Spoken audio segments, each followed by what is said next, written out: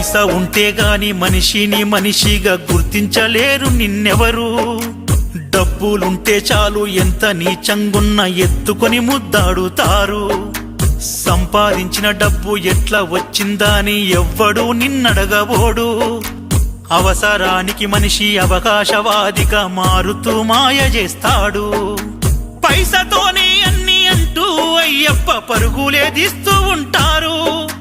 అక్రమంగా దోచుకుంటూ అయ్యప్ప పాపాలెన్నో చేస్తున్నారు. పైసనే మనిషి పాడగడుతుందని తెలిసి కూడా పాడు బుద్ధెందుకయ్యా, అన్ని తెలిసి కూడా ఈ పరుగెందుకయ్యా.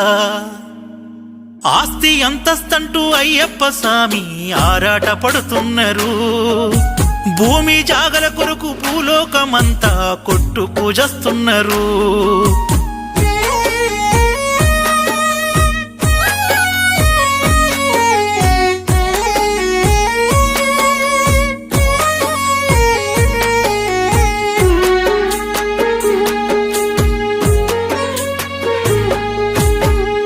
వాళ్ళది కాదు ఊరు పేరు లేదు, సొమ్ము సోటు నాదంటారు.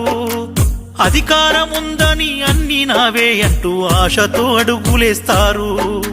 నియతి గుండరు నిర్ణయాలు వేరు, కపట బుద్ధిని చూపుతా